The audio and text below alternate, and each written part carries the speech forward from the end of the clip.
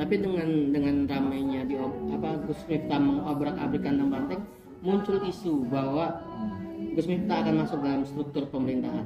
Saya dari awal bilang sama Mas Prabowo, Mas, saya itu nggak penting saya jadi apa. Awal mula dulu sempat berbicara soal Kementerian Agama. Saya bilang saya itu nggak tertarik jadi menteri gitu. Saya hanya tertarik bagaimana kemudian memastikan program-program Pak Prabowo bisa dilaksanakan dengan baik. Sehingga orang akan mempunyai kenangan yang sangat bagus tentang kepemimpinan Pak Prabowo. Lah tugas saya yang dari awal mendukung Pak Prabowo ini, hari ini nggak usah rebutan jabatan.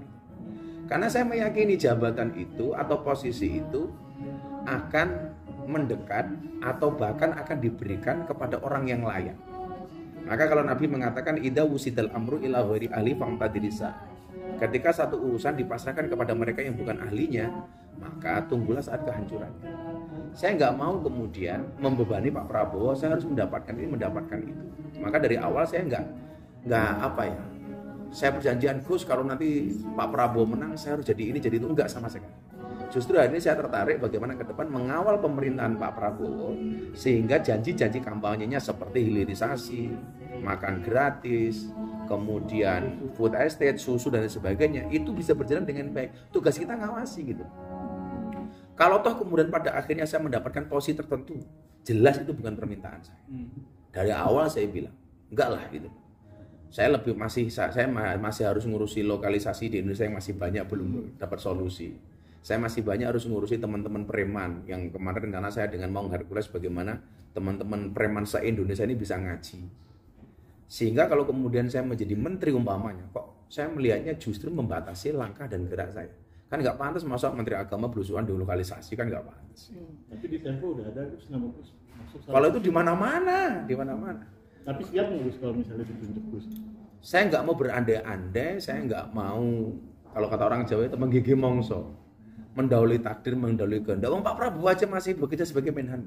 Saya kemarin di Bali sama Mas Gibran juga nggak ngomong apapun itu.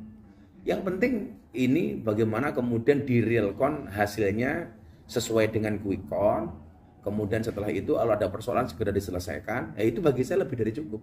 Ada cerita juga bahwa Gus Miftah sebagai peranan sangat penting dalam pencawapresan Mas Gibran. Bisa diceritain nggak sih Gus? Jadi waktu itu saya termasuk orang pertama yang menghendaki Mas Gibran untuk bisa menjadi cawapresnya Mas Prabowo. Cuman persoalannya waktu itu keluarga Pak Jokowi, baik Pak Jokowi maupun Bu Iriana dan keluarga besar Solo itu tidak mau kalau Mas Gibran jadi cawapresnya. Sehingga ketika ulang tahun di pondok, Mas Prabowo bilang sama saya, kalau Gus siapa? Karena waktu itu yang di-endorse sama Pak Jokowi salah satunya adalah Mas Erick Thohir. Sementara analisanya Mas Erick itu agak lemah di Jawa Timur. Sementara kita membutuhkan kemenangan di Jawa Timur. Sehingga kalau dipaksakan khawatir di Jawa Timur kita kalah. Saya bilang sama Mas Prabowo, Mas Gibran, Mas. Lah sama Gus. Tapi saya sudah minta 4 kali kepada Pak Jokowi menghadap supaya Mas Gibran dikasih, nggak dikasih. Ini menunjukkan bahwa nggak ada ambisi keluarga Jokowi dan Bu Iriana untuk menjadikan Mas Gibran sebagai cawapres. Kemudian beliau bilang, bisa nggak Gus minta menghadap Pak Jokowi supaya merelakan Mas Gibran untuk diajak menjadi pendamping Mas Prabowo. Oke Mas, saya akan usahakan. Sehingga waktu itu Pak Jokowi pulang kunjungan kerja dari Cina kalau nggak salah, saya menghadap di Istana Bogor. Mas, bla bla bla bla bla bla. Ketika kalau Gus Miftah maunya siapa? Kalau nggak Mas Erick, saya waktu itu bilang, Mas Gibran. Pak Jokowi itu langsung beranjak dari tempat duduknya. Jangan Gus, bilang begini. Itu spontan. Ini menunjukkan bahwa Pak Jokowi memang tidak ada ambisi untuk menjadikan Mas Gibran itu. Sehingga hari ini orang mengatakan, wah ini dinasti. Pak Jokowi harus mewariskan ke tahtanya untuk anaknya. Enggak. Sambil ngomong ngalor ngidul, kemudian Pak Jokowi bilang, Mas Prabowo udah minta sama saya 4 kali Gus. Tapi saya nggak setuju. Apalagi proses MK seperti itu, saya nggak mau kemudian intervensi MK. Kalau ibu gimana Pak Prabowo minta ketemu Bu Iriana, saya juga tidak kasih izin. Sekali lagi ini saya sampaikan apa? Bahwa keluarga Pak Jokowi tidak ada ambisi untuk menjadikan Mas Gibran sebagai cawapres. Sehingga apa yang saya sampaikan ini benar-benar bahwa keinginan untuk mencawapreskan Mas Gibran itu dari masyarakat. Ya orang-orang kayak saya ini. Saya ngeyel waktu itu, pokoknya Mas Gibran. Kalau nggak Mas Gibran siapa Gus? Kalau nggak Mas Gibran mungkin Bu Khofifah. Karena pertimbangan saya sebagai ketua muslimah dan kedua sebagai gubernur Jawa Timur. Makanya kenapa setelah saya dari istana saya sowan Bu Khofifah waktu itu kan ada videonya. Nah, dalam rangka itu. Gitu. Nah, setelah itu saya komunikasi intensif dengan Mas Gibran. Mas Gibran ke pondok saya beberapa kali, saya ke balai kota, macam-macam, ke Solo. Dan Mas Gibran, ampun lah Gus, masih banyak yang lain dan lain sebagainya. Sampai keluar putusan MK itu, Mas Gibran masih ketemu saya. Enggak Gus, Bapak tidak mengizinkan. Bapak tidak mengizinkan. Nah, Mas Prabowo terus komunikasi dan alhamdulillah akhirnya ketemu titik temu.